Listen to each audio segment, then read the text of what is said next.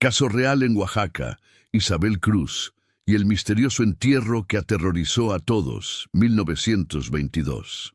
En las montañas de Oaxaca, donde las tradiciones zapotecas se entrelazan con los misterios más profundos de México, el caso de Isabel Cruz permanece como uno de los enigmas más perturbadores de principios del siglo XX. Era el año 1922 y la Revolución Mexicana había dejado heridas profundas en cada rincón del país, pero nada había preparado a los habitantes de Santa María Atzompa para lo que estaba por suceder. Un evento que cambiaría para siempre la historia de este pueblo serrano, donde el tiempo parecía moverse al ritmo de las estaciones y donde cada familia conocía los secretos más íntimos de sus vecinos. Si este caso te ha intrigado tanto como a nosotros, no olvides suscribirte a nuestro canal y déjanos en los comentarios desde dónde nos estás viendo y a qué hora. Tu apoyo nos ayuda a seguir investigando estos misterios que han permanecido ocultos durante más de un siglo. Santa María Atzompa era un pueblo que parecía detenido en el tiempo, enclavado en las montañas de la Sierra Norte de Oaxaca, a una altitud que hacía que las mañanas fueran frescas incluso en los meses más calurosos del año. Sus poco más de 800 habitantes vivían en casas de adobe y piedra volcánica, construidas siguiendo técnicas arquitectónicas que se remontaban a la época prehispánica. Las calles, empedradas con piedras extraídas de las canteras locales, serpenteaban siguiendo la topografía natural del terreno, creando un laberinto de senderos que solo los habitantes locales podían navegar con facilidad durante las noches sin luna. El pueblo había logrado mantenerse relativamente aislado de los conflictos más violentos de la Revolución Mexicana, gracias en parte a su ubicación geográfica y en parte a la habilidad política de sus líderes locales, quienes habían navegado cuidadosamente entre las diferentes facciones revolucionarias sin comprometerse completamente con ninguna. Sin embargo, las cicatrices de la guerra estaban presentes en forma de viudas vestidas de negro, niños huérfanos que habían sido adoptados por familias extensas, y hombres que habían regresado con heridas físicas y emocionales que nunca sanarían completamente. La economía del pueblo se basaba principalmente en la agricultura de subsistencia y en la producción de cerámica tradicional, especialmente el famoso barro verde que había dado renombre a Santa María Atzompa en toda la región. Los alfareros trabajaban con técnicas que habían sido transmitidas de generación en generación durante más de 500 años, utilizando arcilla extraída de yacimientos locales que le daban a sus productos un color y una calidad únicos en toda Mesoamérica. Isabel Cruz había nacido en este pueblo en 1890, hija de Teodoro Cruz, un campesino que cultivaba maíz, frijol y chile en las laderas orientales de la montaña, y de Guadalupe Hernández, una mujer conocida por su habilidad para preparar remedios tradicionales con plantas medicinales. Desde muy pequeña, Isabel había mostrado una inclinación natural hacia el cuidado de otros, especialmente hacia los niños y las mujeres embarazadas. Su madre comenzó a enseñarle los secretos de la medicina tradicional zapoteca cuando Isabel tenía apenas 8 años, llevándola a las montañas para recolectar hierbas y explicándole las propiedades curativas de cada planta. La educación formal en Santa María Atzompa era limitada durante la infancia de Isabel. Existía una escuela rudimentaria dirigida por un maestro que había llegado desde la ciudad de Oaxaca, pero la asistencia era irregular debido a las necesidades económicas de las familias que requerían que los niños ayudaran en las labores agrícolas y domésticas. Isabel había aprendido a leer y escribir de manera básica, pero su verdadera educación había ocurrido al lado de su madre, aprendiendo los conocimientos ancestrales que las mujeres zapotecas habían preservado durante siglos. A los 18 años, Isabel se casó con Aurelio Mendoza, un joven alfarero cuya familia había sido una de las más respetadas del pueblo durante generaciones. Aurelio era 3 años mayor que Isabel, un hombre tranquilo y trabajador que había heredado el taller de cerámica de su padre y que había perfeccionado las técnicas tradicionales hasta convertirse en uno de los artesanos más hábiles de toda la región. Su cerámica no solo era funcional, sino que también tenía una cualidad estética que atraía a comerciantes desde lugares tan lejanos como la Ciudad de México. El matrimonio entre Isabel y Aurelio había sido tanto un acuerdo entre familias como una unión basada en el afecto genuino. Ambos jóvenes se habían conocido durante toda su infancia, habían crecido en la misma comunidad, compartían valores similares y tenían una visión compatible de lo que querían para su vida en común. La boda se había celebrado en la iglesia del pueblo con una ceremonia que mezclaba elementos católicos con tradiciones zapotecas, seguida de una fiesta que duró 3 días y en la que participó prácticamente todo el pueblo. La casa donde establecieron su hogar había sido construida por el padre de Aurelio en un terreno que la familia Mendoza había poseído durante más de 100 años. La propiedad incluía la casa principal, el taller de cerámica, un pequeño huerto donde cultivaban verduras para consumo familiar y un corral donde criaban algunas gallinas y 2 cerdos. La ubicación, en la ladera norte del pueblo, ofrecía una vista panorámica del valle que se extendía hacia el sur, donde los campos de cultivo formaban un mosaico de verdes y dorados que cambiaba con las estaciones. La vida matrimonial de Isabel y Aurelio transcurrió durante sus primeros años con la rutina tranquila característica de las comunidades rurales mexicanas de principios del siglo XX. Aurelio se levantaba antes del amanecer para trabajar en su taller, aprovechando las horas frescas de la mañana, cuando la arcilla mantenía la humedad ideal para ser modelada.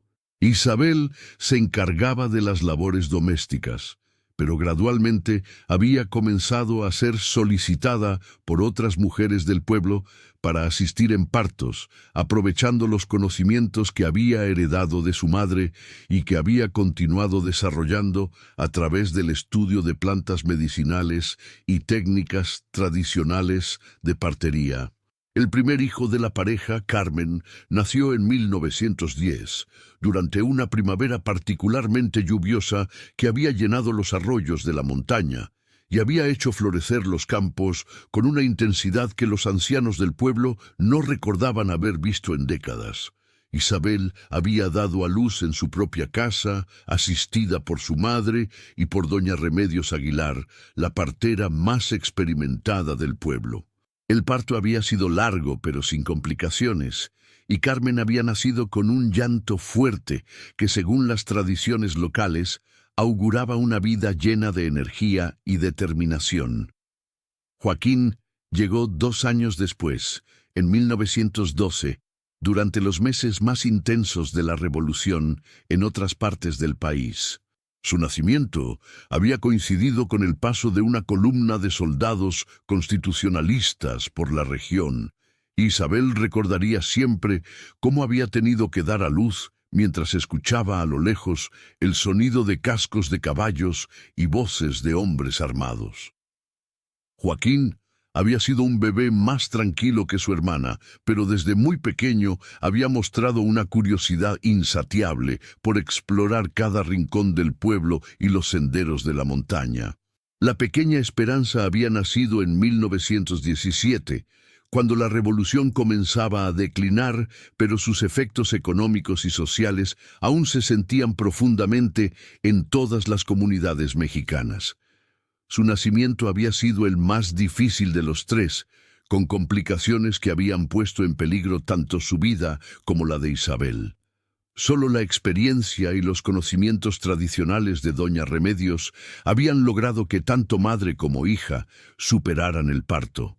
Esperanza había crecido como una niña especialmente sensible, con una tendencia a observar el mundo con una seriedad que a veces preocupaba a sus padres. Durante los años que siguieron al nacimiento de sus hijos, Isabel había consolidado su reputación como partera y curandera. Su combinación de conocimientos tradicionales zapotecos, observación cuidadosa de cada caso individual y una intuición natural para detectar complicaciones médicas la había convertido en la persona más solicitada del pueblo para asistir partos y tratar enfermedades relacionadas con la salud femenina e infantil. No solo las mujeres de Santa María Atzompa la buscaban, sino que también llegaban pacientes desde pueblos vecinos, dispuestas a caminar durante horas por senderos de montaña para recibir sus cuidados. El trabajo de Isabel como partera no era solo médico, sino también espiritual y emocional. Ella entendía que traer una nueva vida al mundo era un evento sagrado que requería no solo conocimientos técnicos, sino también la capacidad de crear un ambiente de tranquilidad y confianza para las madres. Sus manos, curtidas por años de trabajo doméstico, pero sorprendentemente suaves al tacto, tenían la capacidad de calmar los dolores más intensos del parto a través de masajes que combinaban técnicas ancestrales con un instinto natural para localizar los puntos de tensión en el cuerpo femenino. La Casa de los Cruz Mendoza se había convertido en un punto de referencia para toda la comunidad. No era raro que llegaran visitantes a cualquier hora del día o la noche, buscando los servicios de Isabel, o simplemente pidiendo consejos sobre temas relacionados con la salud y la crianza de los hijos. Isabel nunca rechazaba a nadie, independientemente de su capacidad de pago. Sabía que su don había sido dado por los ancestros y por Dios para servir a su comunidad, y consideraba que cobrar precios excesivos por sus servicios sería una traición a esa responsabilidad sagrada.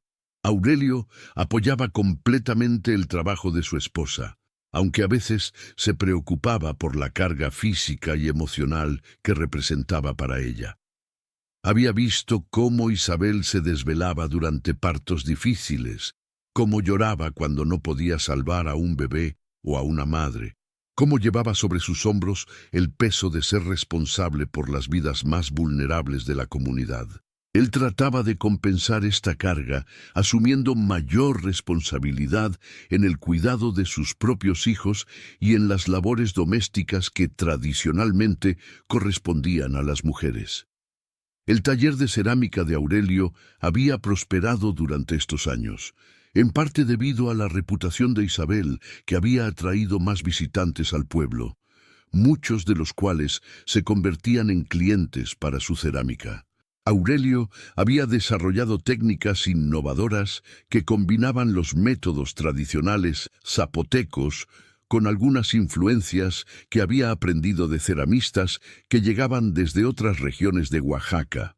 Sus piezas tenían una calidad que las hacía especialmente apreciadas por comerciantes que las llevaban a mercados urbanos, donde se vendían como productos de lujo.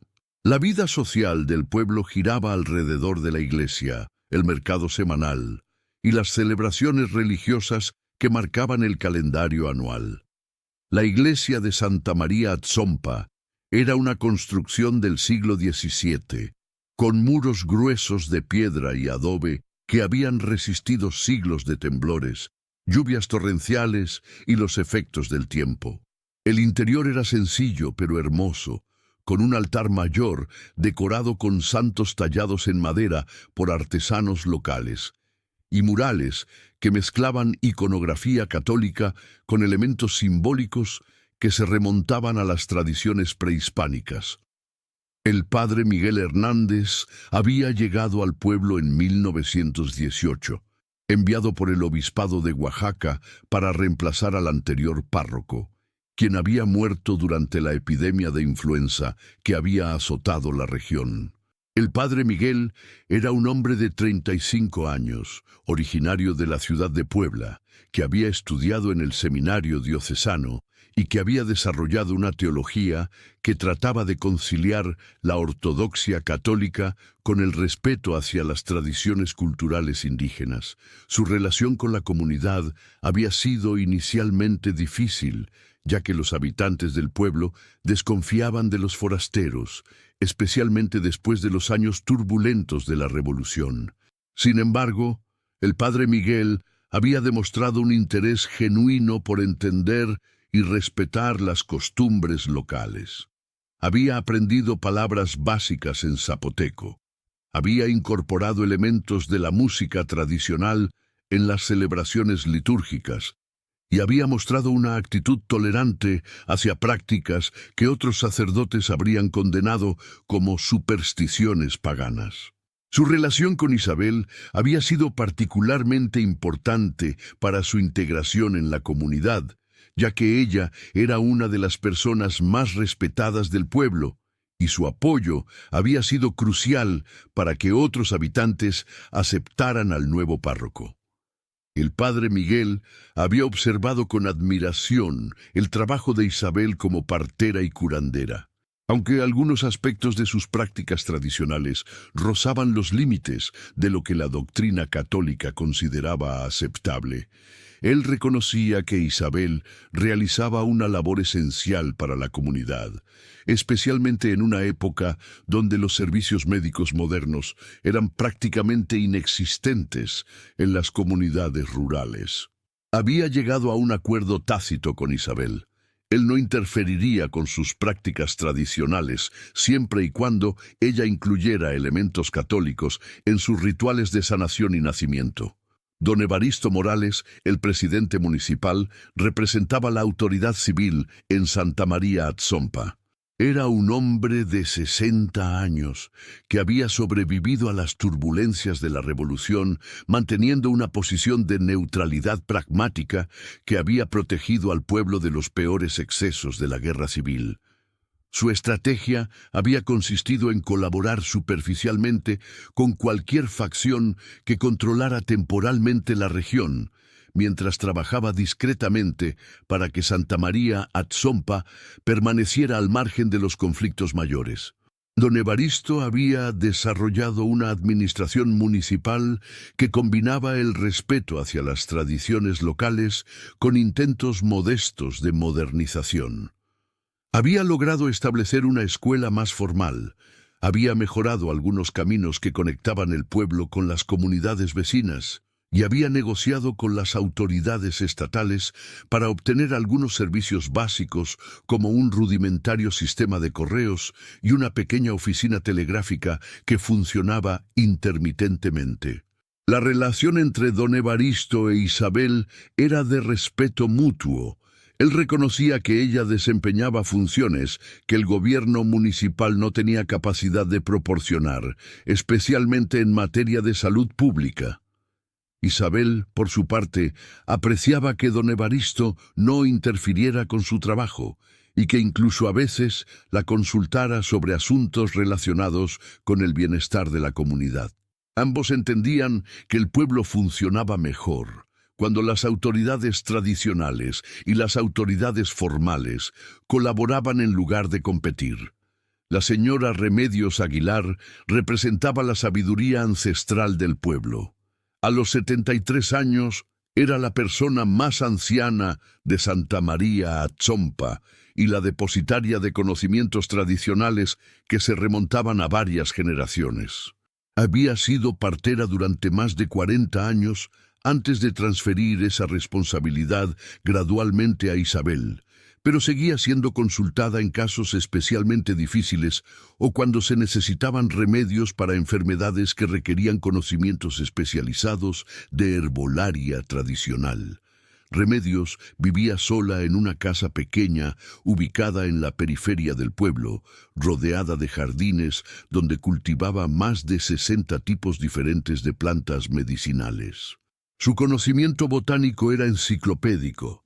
Sabía exactamente cuándo recolectar cada planta para maximizar sus propiedades curativas, cómo prepararlas en diferentes formas: tés, ungüentos, cataplasmas, tinturas, y cómo combinarlas para tratar condiciones médicas específicas.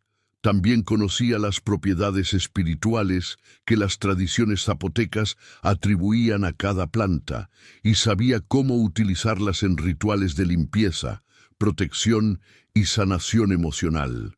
La relación entre Remedios e Isabel era la de una maestra con su discípula más aventajada. Remedios había identificado desde temprano el talento natural de Isabel para la partería y la curación, y había invertido años en transmitirle no solo conocimientos técnicos, sino también la filosofía que subyacía a la medicina tradicional zapoteca. Según esta filosofía, la enfermedad era resultado de un desequilibrio entre las fuerzas naturales que gobernaban el cuerpo humano, y la curación requería restaurar esa armonía a través de remedios que trabajaran con la naturaleza en lugar de contra ella. Los hermanos Castillo, Tomás y Abundio representaban el sector comercial más dinámico del pueblo. Sus actividades como comerciantes los llevaban regularmente a la ciudad de Oaxaca y a otros pueblos de la región, lo que los convertía en una fuente importante de información sobre el mundo exterior. Tomás, el hermano mayor, había perdido el brazo izquierdo durante un enfrentamiento con bandoleros en 1919, pero esto no había disminuido su capacidad para los negocios ni su reputación como el negociador más hábil del pueblo. Abundio, más joven y aventurero, era quien se encargaba de explorar nuevos mercados y establecer contactos comerciales en comunidades cada vez más lejanas. Sus viajes lo habían llevado hasta Veracruz y Puebla, y había desarrollado una red de contactos que permitía a los artesanos de Santa María Atzompa acceder a mercados que habrían sido imposibles de alcanzar individualmente.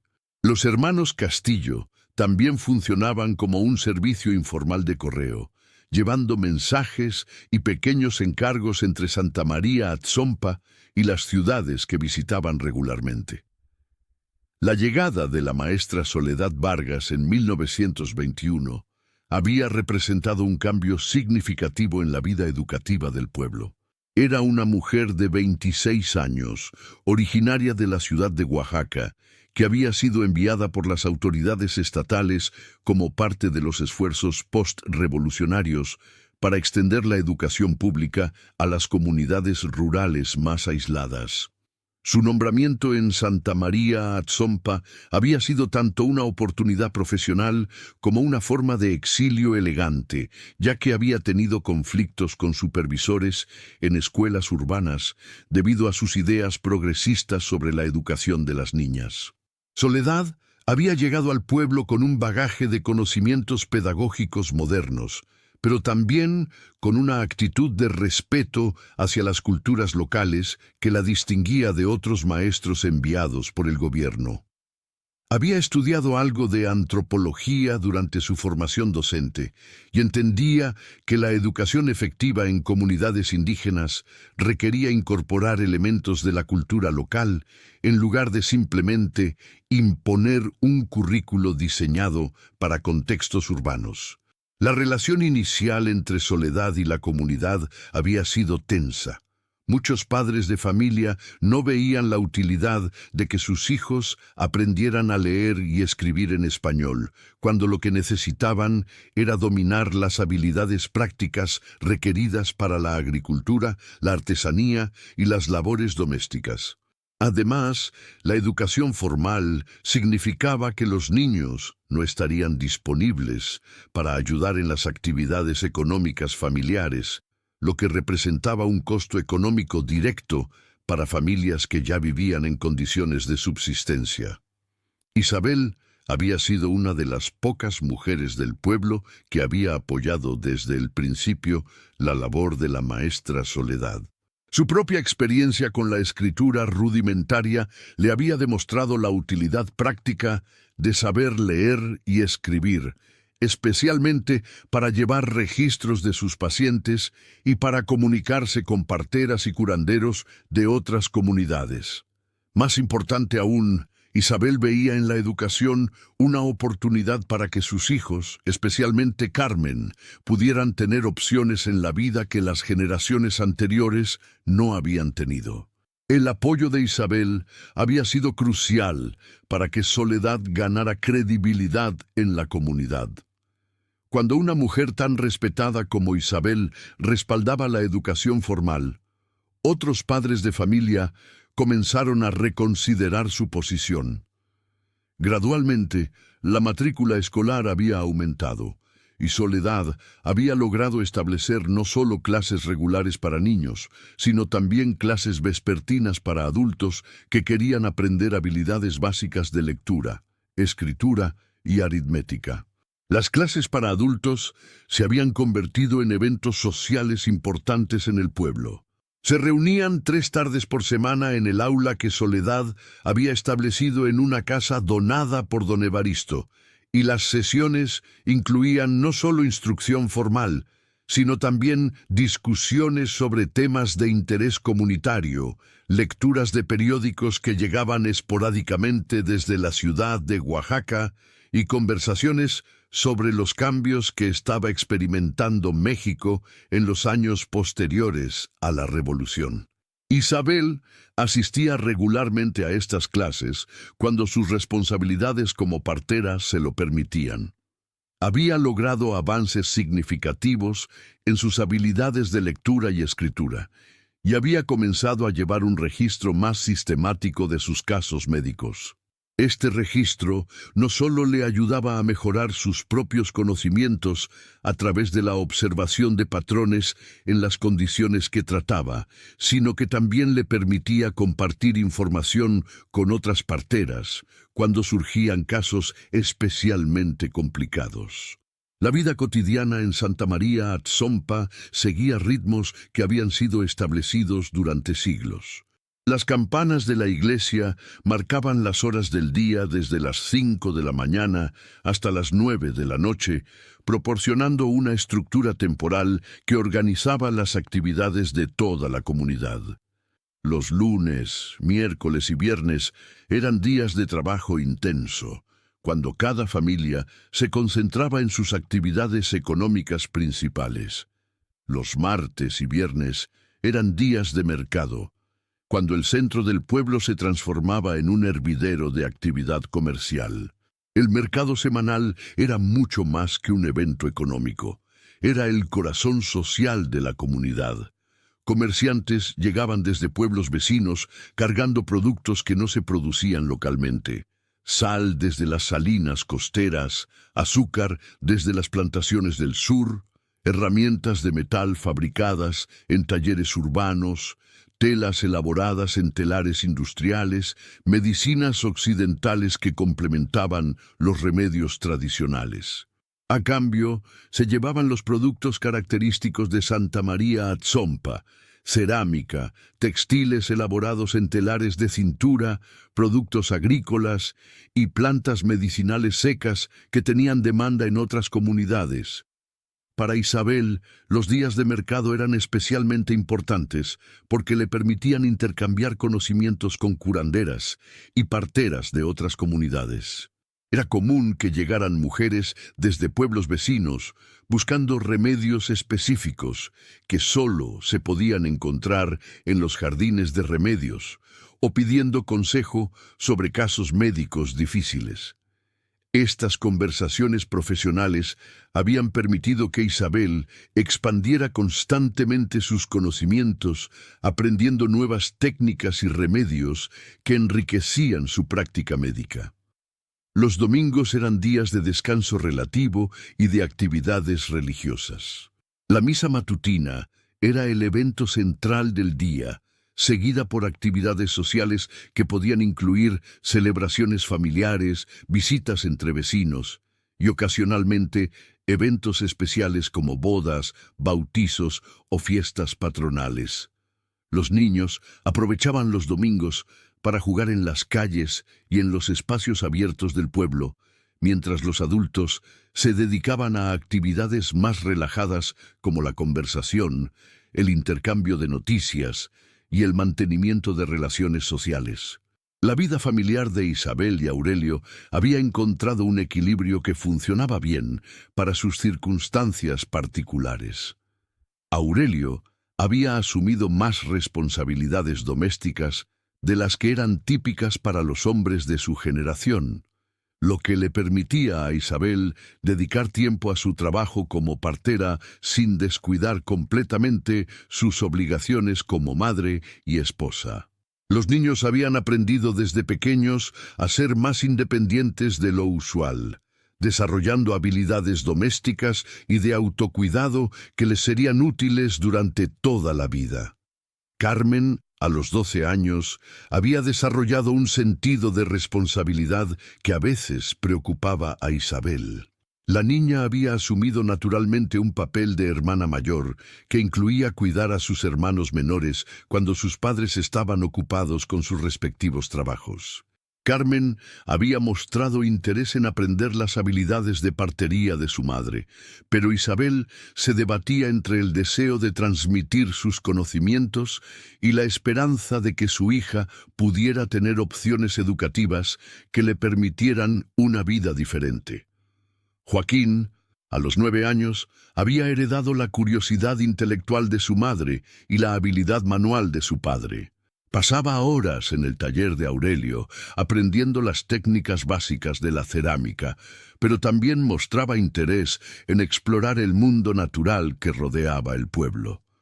Sus excursiones por las montañas habían comenzado como juegos infantiles, pero gradualmente se habían convertido en expediciones más sistemáticas, donde recolectaba plantas, observaba animales y exploraba cuevas y formaciones rocosas. Esperanza, a los 5 años, era la más introvertida de los 3 hermanos.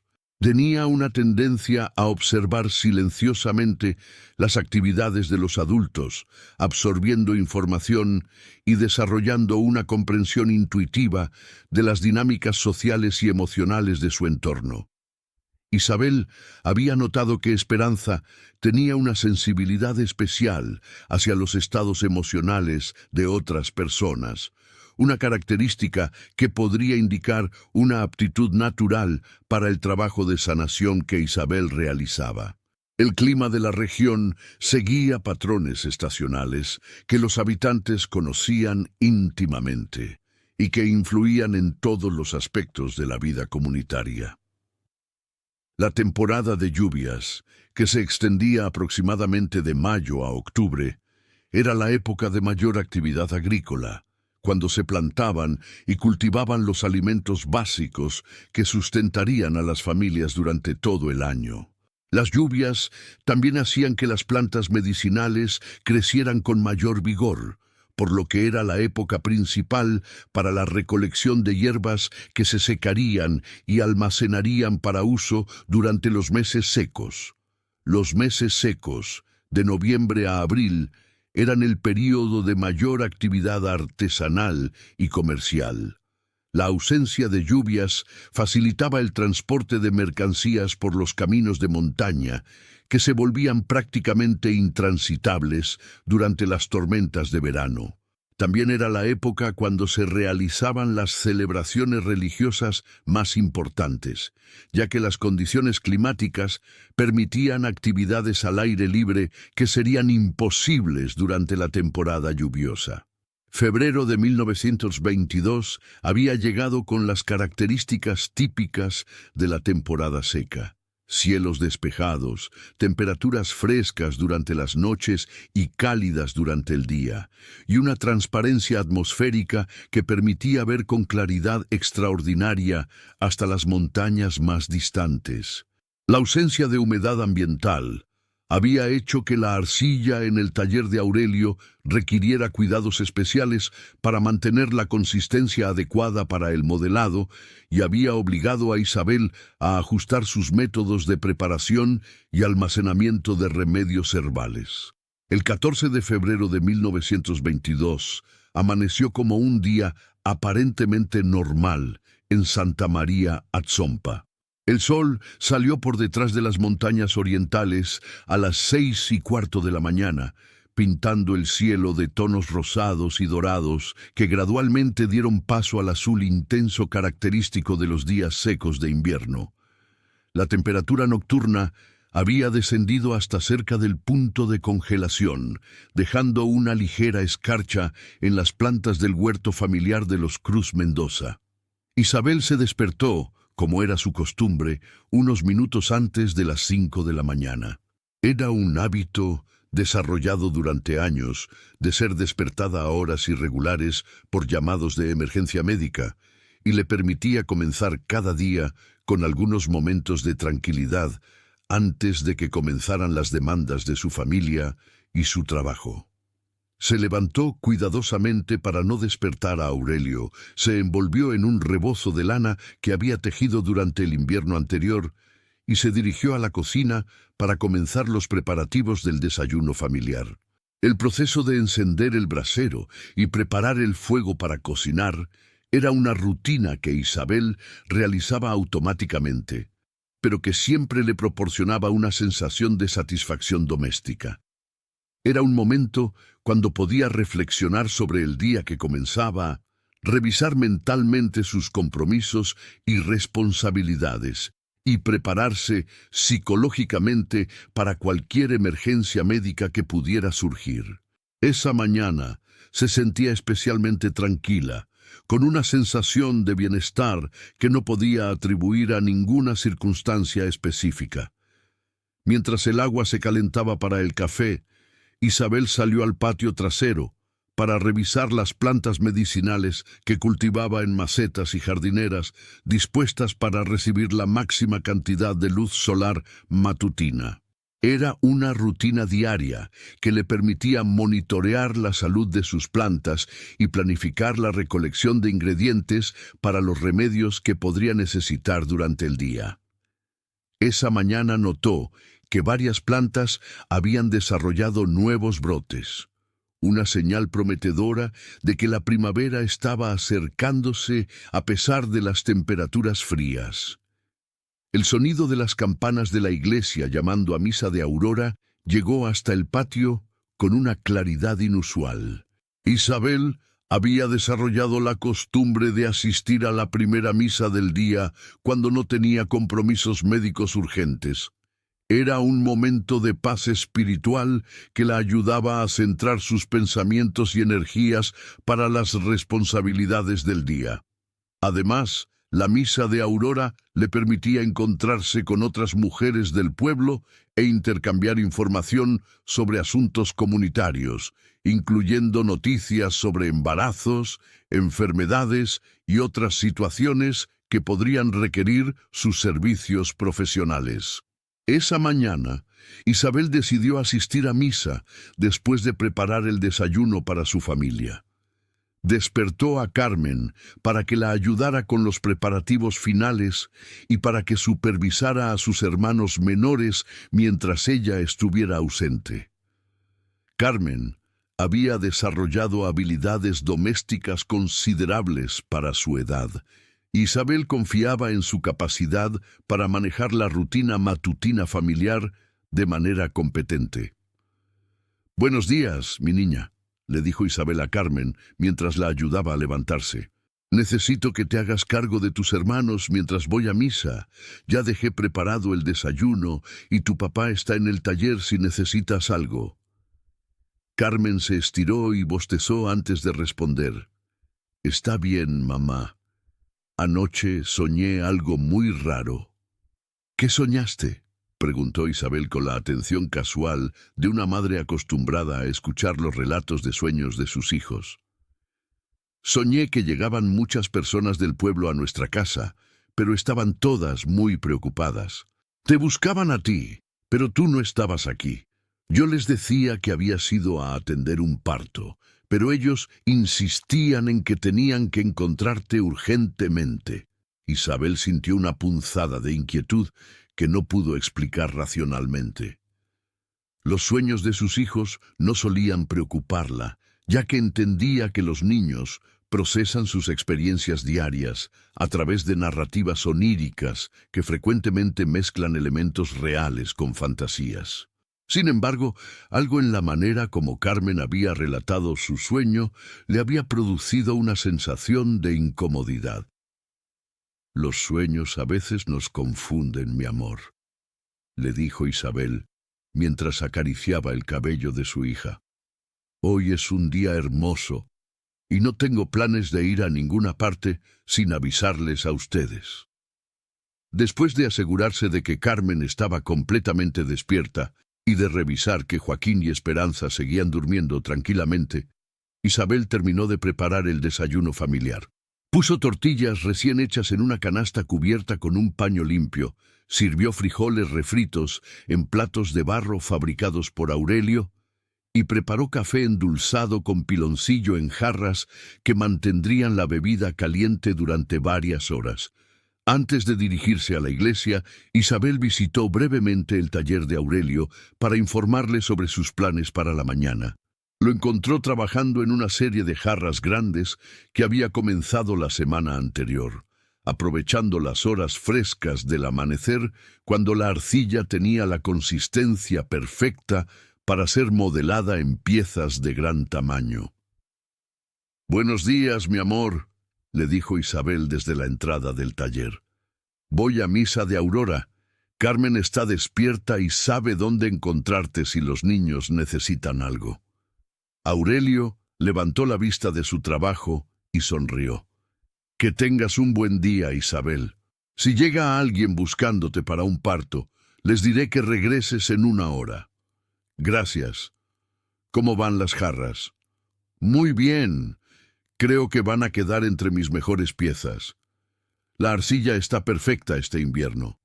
Isabel se acercó para examinar el trabajo de su esposo.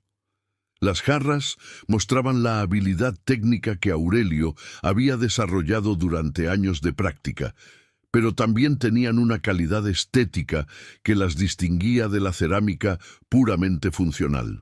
Los diseños geométricos que había tallado en la superficie húmeda combinaban patrones tradicionales, zapotecos, with innovaciones personales, que reflejaban la sensibilidad artística individual de Aurelio. «Son hermosas», le dijo Isabel. «Los comerciantes van a pelear por comprarlas». Después de despedirse de Aurelio, Isabel se dirigió hacia la iglesia caminando por las calles empedradas que conocía íntimamente desde su infancia. El pueblo comenzaba a despertar gradualmente. Humo de cocinas domésticas se alzaba desde las chimeneas. Se escuchaban voces de mujeres preparando desayunos familiares. Algunos hombres se dirigían hacia sus talleres y campos de cultivo para comenzar las labores del día. Santa María Atzompa, en las primeras horas de la mañana, tenía una calidad atmosférica que Isabel encontraba especialmente reconfortante. El aire frío y limpio llevaba aromas de humo de leña, café recién hecho y flores que florecían en los patios domésticos. Los sonidos eran familiares y predecibles: campanas de iglesia, voces humanas, ladridos de perros, cacareos de gallos, el ruido distante de herramientas golpeando contra madera y metal. Al llegar a la plaza principal, Isabel notó que había más gente de lo usual dirigiéndose hacia la iglesia. La misa de Aurora normalmente atraía solo a las mujeres más devotas del pueblo, pero esa mañana veía rostros que no solían aparecer en las celebraciones religiosas matutinas. Entre ellos, reconoció a don Evaristo Morales, quien generalmente asistía solo a la misa dominical, y a varios hombres jóvenes que tradicionalmente consideraban las actividades religiosas como responsabilidad femenina. La iglesia estaba más llena de lo usual cuando Isabel entró y buscó un lugar en uno de los bancos de madera donde acostumbraba sentarse. El interior del templo tenía la frialdad característica de las construcciones de piedra durante el invierno, pero la presencia de más personas de lo habitual había creado una atmósfera más cálida y acogedora. Las velas que iluminaban el altar mayor proyectaban sombras danzantes sobre las paredes de adobe, creando un ambiente de intimidad espiritual que Isabel encontraba conducente a la oración y la reflexión. El padre Miguel celebró la misa con la solemnidad que caracterizaba todos sus oficios religiosos, pero Isabel notó algo diferente en su actitud. El sacerdote parecía inquieto. Sus ojos se dirigían frecuentemente hacia la congregación como si estuviera buscando a alguien en particular, y en varios momentos durante la ceremonia había pausado como si hubiera perdido el hilo de sus pensamientos. Isabel conocía suficientemente bien al padre Miguel para reconocer que algo lo estaba preocupando.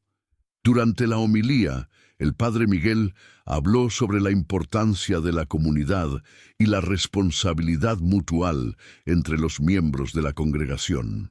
Su mensaje enfatizaba la necesidad de cuidar unos de otros, especialmente durante tiempos de dificultad, y la importancia de mantener la fe incluso cuando las circunstancias parecían incomprensibles.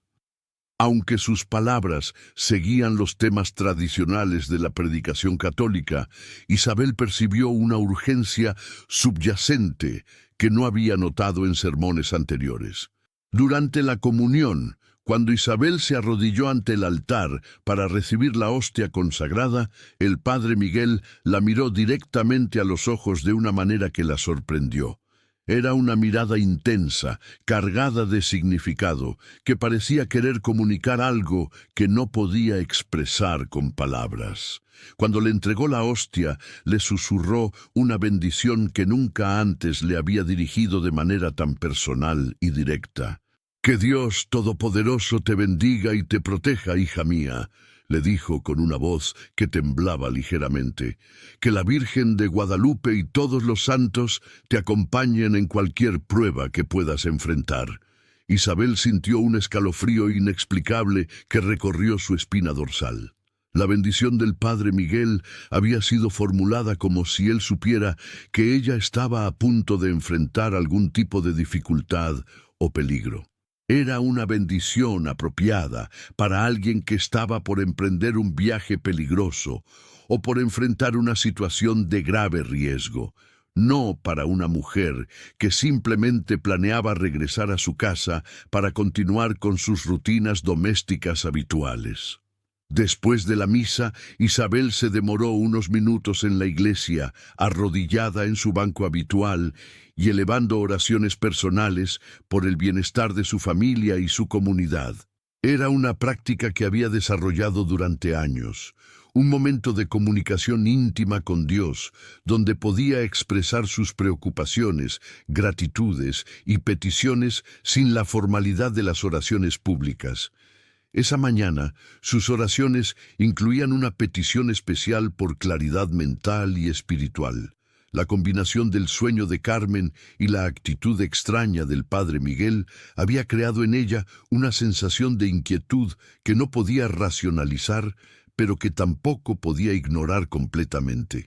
Pidió a Dios que la ayudara a entender cualquier mensaje que pudiera estar recibiendo y que la protegiera a ella y a su familia de cualquier peligro que pudiera acecharlos. Al salir de la iglesia, Isabel se encontró con la señora Remedios Aguilar, quien la esperaba sentada en las escalinatas de piedra del atrio. La anciana curandera tenía una expresión más grave de lo usual. Isabel notó que había llegado a la iglesia sin su bastón habitual, como si hubiera salido de su casa con urgencia y hubiera olvidado llevarlo. «Isabel, necesito hablar contigo», le dijo Remedios con una voz que sonaba más tensa de lo habitual. «Anoche tuve visiones que me preocupan profundamente». Isabel conocía bien a Remedios y sabía que la anciana no era dada a dramatismos innecesarios. Cuando hablaba de visiones, generalmente tenía razones concretas para estar preocupada. Las visiones de Remedios eran una combinación de sueños especialmente vívidos, intuiciones desarrolladas a través de décadas de observación de patrones en la vida comunitaria y una sensibilidad hacia cambios sutiles en el ambiente social y natural que la mayoría de las personas no percibían conscientemente. «¿Qué tipo de visiones, doña Remedios?», preguntó Isabel con el respeto que siempre mostraba hacia la sabiduría de su mentora. Vi sombras moviéndose alrededor de tu casa, Isabel. Sombras que no pertenecían a personas vivas. Escuché voces que llamaban tu nombre desde la montaña, pero no eran voces humanas. Vi también que tu familia necesitaba protección especial. Isabel sintió que su inquietud matutina se intensificaba, pero trató de mantener una actitud racional. Doña Remedios, ¿cree usted que estas visiones se refieren a algo específico que va a pasar hoy? No lo sé con certeza, hija. Las visiones no siempre son claras sobre el tiempo, pero tengo la sensación de que algo importante va a cambiar muy pronto en tu vida. Algo que ya está en movimiento y que no puede ser detenido. Las dos mujeres caminaron juntas por las calles empedradas del pueblo. Era día de mercado y ya comenzaban a llegar los primeros comerciantes con sus mulas cargadas de mercancías. El ambiente gradualmente se volvía más festivo y bullicioso, lleno de voces que pregonaban productos, niños que corrían entre los puestos que se estaban instalando y mujeres que inspeccionaban mercancías mientras planificaban sus compras del día. Isabel había planeado pasar algún tiempo en el mercado esa mañana, comprando algunos ingredientes que necesitaba para sus remedios medicinales, y aprovechando la oportunidad para conversar con otras mujeres sobre asuntos comunitarios. Sin embargo, las palabras de Remedios habían intensificado su deseo de regresar a casa para verificar que todo estuviera bien con su familia. Doña Remedios, voy a regresar a mi casa ahora. Si usted está preocupada por mi familia, quiero asegurarme de que están bien. Es una buena idea, Isabel, y recuerda, si algo extraño sucede hoy, no enfrentes la situación sola, busca ayuda inmediatamente. Se despidieron en la esquina que llevaba a la casa de Isabel. Remedios continuó hacia su propia casa, caminando más lentamente de lo usual y deteniéndose ocasionalmente para mirar hacia atrás, como si quisiera asegurarse de que Isabel llegara safely a su destino. Isabel caminó rápidamente por las calles que llevaban a su casa, notando detalles del pueblo que normalmente no captaba conscientemente. Los perros callejeros parecían más inquietos de lo usual, ladrando sin motivos aparentes y corriendo en círculos como si estuvieran respondiendo a estímulos que los humanos no podían percibir. Los pájaros, que normalmente cantaban desde los árboles de la plaza principal, estaban inusualmente silenciosos. Al llegar a su calle, Isabel vio que todo parecía normal en su casa.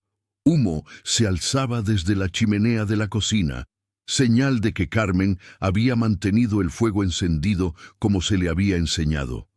Desde el taller de Aurelio llegaba el sonido rítmico familiar de las manos trabajando la arcilla. Voces de niños conversando llegaban desde el interior de la casa. Isabel entró a su casa y encontró a sus 3 hijos sentados alrededor de la mesa, terminando de desayunar. Carmen había servido las tortillas y los frijoles que Isabel había preparado antes de salir, y había agregado huevos revueltos que había cocinado por su propia iniciativa. Era una demostración de competencia doméstica que llenó a Isabel de orgullo maternal. «¡Mamá!», gritó Esperanza al verla entrar. «Carmen nos hizo huevos y están muy sabrosos». «¿Cómo estuvo la misa?», preguntó Carmen con la curiosidad genuina que siempre mostraba hacia las actividades de los adultos. «Estuvo bien, mi amor. Había más gente de lo usual». Isabel decidió no mencionar sus conversaciones con el padre Miguel y con Remedios para no preocupar innecesariamente a los niños. Joaquín había terminado su desayuno y estaba ansioso por comenzar sus planes para el día. «Mamá, mis amigos y yo vamos a explorar una cueva nueva que encontramos ayer en las montañas del norte. ¿Puedo ir?». Isabel sintió una punzada de alarma que no pudo explicar racionalmente. Normalmente no tenía problemas con las excursiones exploratorias de Joaquín, ya que el niño había demostrado ser responsable y conocía bien los peligros naturales de la región montañosa. Sin embargo, las advertencias de Remedios habían creado en ella una sensibilidad aumentada hacia cualquier situación que pudiera poner a su familia en riesgo. ¿Dónde exactamente está esa cueva, Joaquín? Cerca de la mina abandonada, mamá. Encontramos una entrada que parece llevar a un sistema de túneles muy grande. Queremos ver hasta dónde podemos llegar. La mención de la mina abandonada intensificó la alarma de Isabel. La mina había sido clausurada hacía 5 años, después de varios accidentes causados por la inestabilidad de las estructuras subterráneas.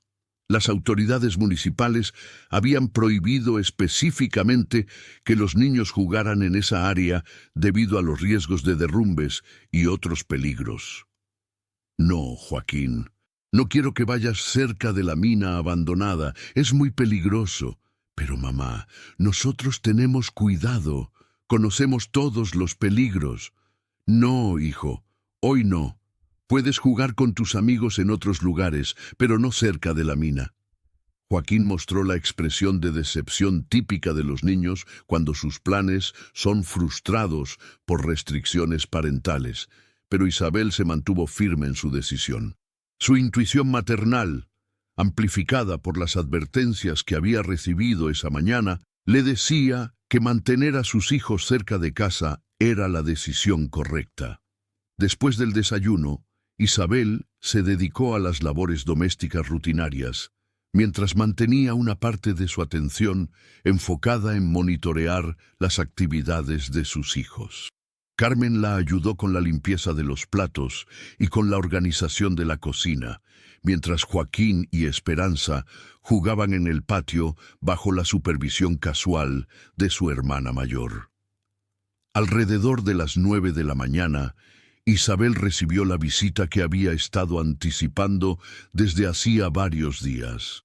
Teodora Jiménez, una mujer de 23 años, embarazada de su segundo hijo, llegó acompañada de su suegra y con evidentes síntomas de que el parto estaba comenzando.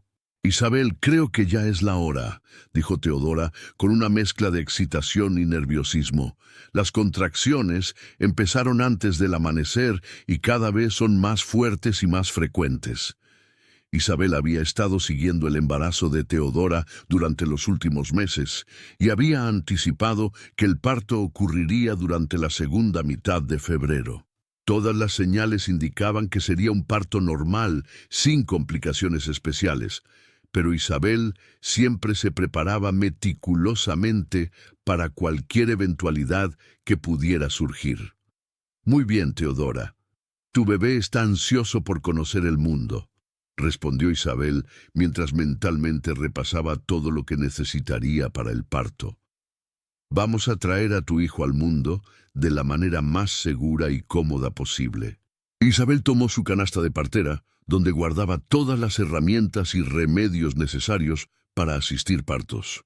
La canasta contenía tijeras esterilizadas que había hervido la noche anterior, hilo de algodón fuerte para cortar el cordón umbilical, trapos limpios que había lavado y secado específicamente para uso médico, frascos con diferentes hierbas medicinales, aceites para masajes que ayudaban a relajar los músculos durante el parto, y una botella pequeña de agua bendita que el padre Miguel le había dado meses atrás para usar en bendiciones de recién nacidos.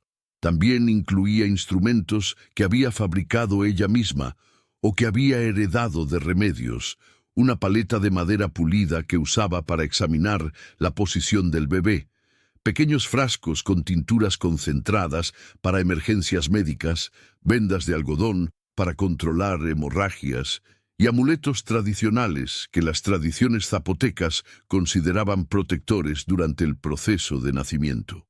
Antes de salir de su casa, Isabel le dio instrucciones detalladas a Carmen sobre la supervisión de sus hermanos menores y sobre cómo encontrar a Aurelio en caso de cualquier emergencia. También le dejó preparado un almuerzo simple que los niños podrían comer sin necesidad de cocinar, ya que no sabía exactamente cuánto tiempo tomaría el parto de Teodora.